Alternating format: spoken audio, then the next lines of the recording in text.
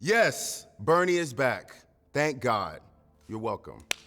You know, it's like I never left. It's like I literally like put a cot up and put, I've been roasting marshmallows and hot dogs and waiting. I play a character named Bernie Hayes, who you saw in Godzilla vs. Kong, who used to work for Apex, which was the company and, how do you put it, like the all-seeing eye of everything Godzilla. He unfortunately discovered the truth about Godzilla and had to leave Apex, but he is also the one that kind of like it's Team Godzilla, wants to help save the world with the help of Godzilla, and basically he is the conspiracy theorist, and every conspiracy he's ever come up with is right. Bernie is always right.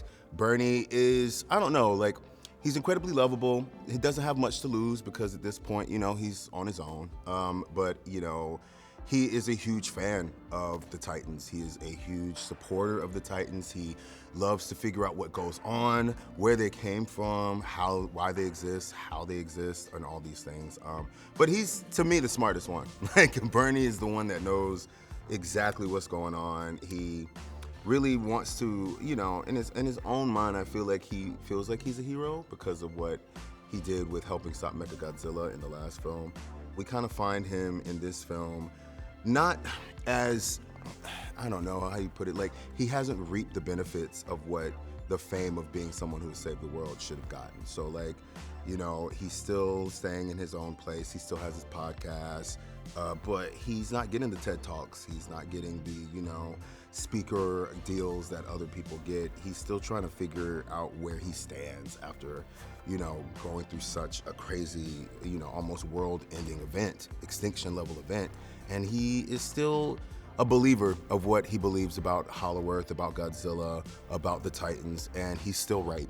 Most importantly, like everything that he thinks is still right. We are basically meeting after the huge versus battle between Godzilla and Kong.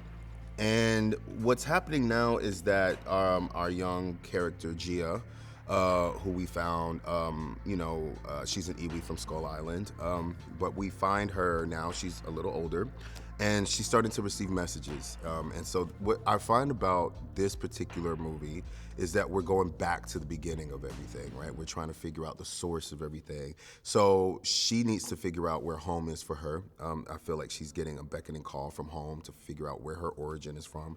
And that also leads us to figure out the origins of Kong and Godzilla as well. And when we're figuring all that out, we're discovering the origins of other things as well. We're discovering that there are more Titans. We're discovering that there is a village that our young character has emerged from. So this is kind of like going back. This is kind of like the origin story of how all of these Titans came to be.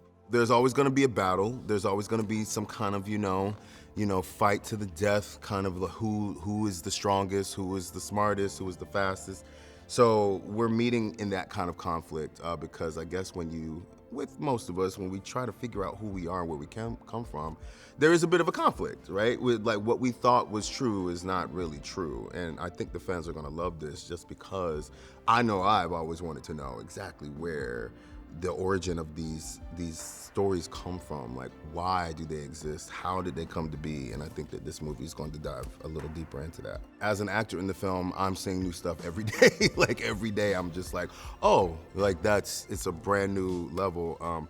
And that's the genius of Adam Wingard, honestly, our director. It makes a huge difference when your leader is a fan of this kind of universe and is like excited by the discoveries of what could possibly be, what could unfold. But I think the fans are going to be very excited. And what they should be even more excited about is that there's a lot of explosions. Explosions, what you're going to get the most of is explosions, sweat, screaming, bright lights.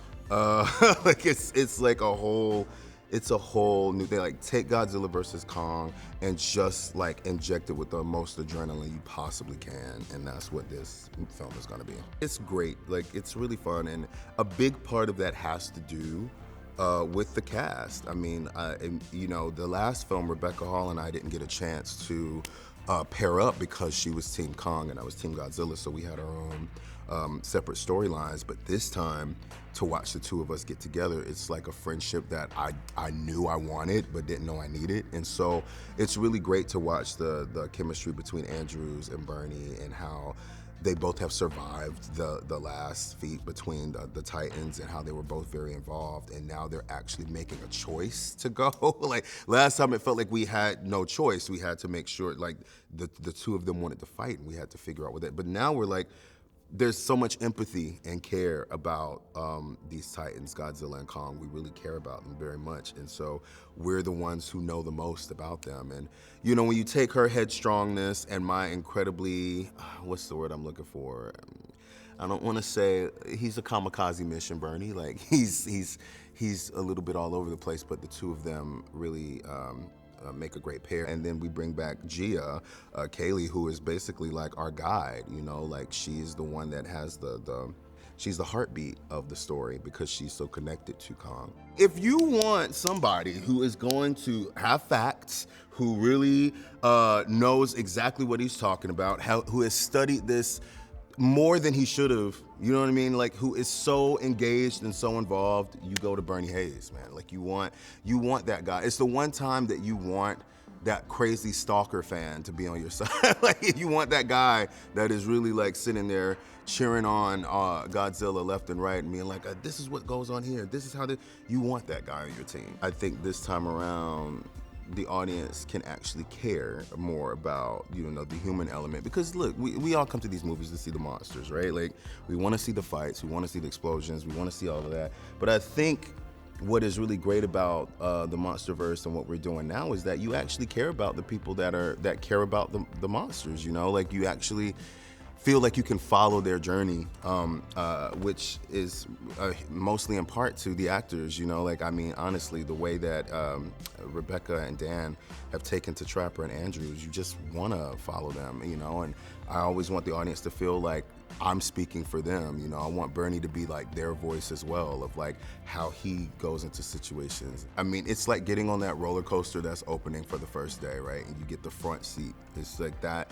I think that's where Bernie lives, honestly. Like he's on a perpetual like theme park journey because he loves this so much. And look, Bryan, I'm a fanboy of this. Like, I am a huge fan of Godzilla and Kong, and like to honestly be a part of it is, it blows my mind every day that I get to come and play this way. I mean, every day that I walk on a soundstage or I see a set, I'm truly just like bursting with pride.